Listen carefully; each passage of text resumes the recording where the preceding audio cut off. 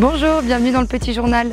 Pour ce dernier Petit Journal de l'été, nous vous entraînons sur les terrains de boules du National Pétanque. J'ai commencé avec mon papa et mon grand-père comme ça, vraiment pour s'amuser. Ils n'étaient pas licenciés, ils ne jouaient pas du tout à la pétanque, en famille, quoi, c'est tout. Hein.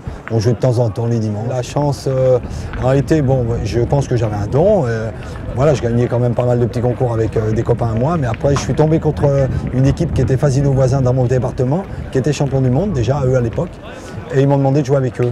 Et ça a été la chance de ma vie puisque j'ai accepté et après j'ai gagné des gros concours et j'ai été champion de France tout de suite l'année d'après et champion du monde la même année. On avait une belle équipe depuis toutes ces années avec Philippe Quintet, avec David de Dantec, avec Henri Lacroix, Dylan. Bon, j'ai eu beaucoup de joueurs différents mais voilà, on avait une bonne osmose et c'est toujours bien de gagner. Donc c'est vraiment l'équipe, voilà, on s'entendait bien dans le jeu, on s'entend toujours bien hein, puisqu'on est toujours champion du monde. Mais voilà, on va remettre notre titre en jeu normalement dans 15 jours je crois, en doublette. Moi j'y vais en doublette, plus en triplette, donc mais voilà. Ouais, c'est au Bénin, bon après on ne sait pas aujourd'hui, vu la situation politique, où il y a des gros problèmes en ce moment, donc on ne sait pas si nous la France on va aller au Bénin, donc on attend une réponse de la fédération. Aujourd'hui il était prévu d'y aller, je sais qu'ils doivent se décider bientôt, savoir si on va y aller ou pas. Donc c'est pas sûr, il y a plein de pays qui ne vont pas aujourd'hui. Par rapport à tout ce qui se passe, il y a beaucoup d'équipes qui ont refusé, donc la Belgique ne vient pas, la Suisse ne vient pas, la Suède ne vient pas, l'Italie ne vient pas, donc voilà, ça fait c'est plus le même championnat du monde quoi. Il n'y a plus ces pays-là. Après 10 jours d'épreuve, le championnat de France d'échecs se termine. Retour en images sur ce championnat hors norme. Une série Netflix, un confinement ou encore le développement du jeu en ligne, le temps est au beau fixe pour les échecs. Le jeu millénaire ne finit pas d'attirer de nouveaux adeptes, parmi lesquels de nombreux jeunes. Beaucoup parmi eux se sont rendus au championnat de France d'échecs cette année. Pour sa 96e édition, ce dernier se tient pour la première fois à l'Alpe d'Huez, dans la salle Sarenne du Palais des Sports. L'édition 2023 réunit plus de 1000 participants. Il y a pas mal d'éléments qui font que les échecs sont en plein boom. Alors évidemment, les sites de jeux en ligne explosent depuis le confinement. Et maintenant, les joueurs qui savaient jouer ou ne savaient pas trop jouer ont appris à jouer. Et maintenant sont prêts à pousser la porte des clubs parce que le jeu s'est popularisé. La série Netflix, les youtubeurs, les streamers qui popularisent le jeu. Et puis il y a un autre critère qui à mon sens pèse dans ce boom, c'est le fait que les enfants apprennent beaucoup à jouer dans les écoles primaires. Et ça irrigue toutes les familles en fait. Donc on a battu notre record de licenciés cette année avec 68 000 licenciés. Le précédent record était en 2013 avec 63 000. Les jeunes constituent aujourd'hui les 2/3 des effectifs de la Fédération française d'échecs. Pour les recruter, l'association a lancé, en partenariat avec le ministère de l'Éducation nationale, le programme Classe Échecs. Le but, faire apprendre le jeu aux élèves par leurs professeurs des écoles sur le temps scolaire. Les vertus sur l'apprentissage sont multiples, défend le président de la fédération et porteur du programme, Éloi Rollange. Ça leur apporte énormément de choses. Ça rattrape les derniers de la classe, ceux qui ont des difficultés de langage, qui ne se sentent pas à l'aise, qui n'ont pas confiance. On met un échiquier et tout peut arriver, parce que tout le monde repart au même niveau, ça redistribue les cartes. Donc ça c'est une vertu que les professeurs adorent.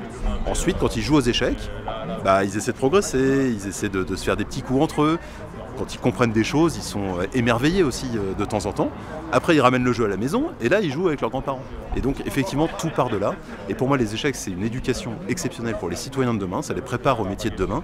Ça leur permet de se trouver des nouveaux copains. Ça a vraiment énormément de qualité.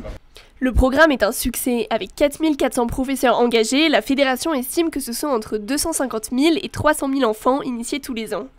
À l'Alpe d'Huez, la stratégie de popularisation se ressent lors de la rencontre sportive. L'ambiance y est familiale et les joueurs amateurs de tout âge s'affrontent par catégorie de niveau. Les échecs, c'est un sport qui est extraordinaire parce que complètement inclusif. C'est-à-dire qu'un échiquier, ça coûte vraiment rien, ça coûte extrêmement peu cher. Il y en a dans toutes les maisons, il n'y a pas besoin de terrain, d'équipement.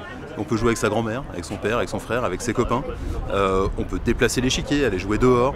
On peut toujours trouver un endroit pour jouer aux échecs. Il y a des clubs partout en France et c'est complètement intergénérationnel. En tout, en comptant les familles et accompagnants, c'est plus de 4000 personnes qui sont venues dans le cadre du championnat. L'événement est une chance pour la station, estime le maire de la commune, Jean-Yves Noiret. Alors en fait je suis en contact régulièrement depuis pas mal d'années puisqu'on travaille ensemble avec Fred Chaumier, le responsable de l'échiquier grenoblois, qui m'avait proposé déjà il y a quelques années de venir sur l'Alpe Pour des problèmes de timing, de remplissage station, on n'avait pas pu le faire avant. On a calé cette date il y a quelques temps, il y a 1 an à peu près.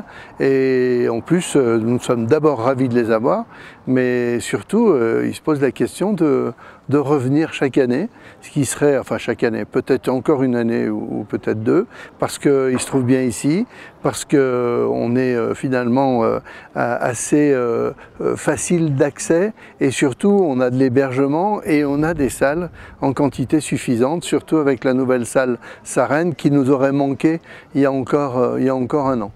Pendant 10 jours, joueurs amateurs et professionnels profitent du cadre aéré des montagnes pour s'affronter devant l'échiquier. Cette année, le palmarès est plein de surprises. Les têtes d'affiche pressenties ont été éliminées et laissent leur place sur le podium à une nouvelle génération de champions. Fort du succès de l'événement, le maire nous confie le retour du championnat d'échecs l'année prochaine. Au revoir et à bientôt dans un prochain petit journal.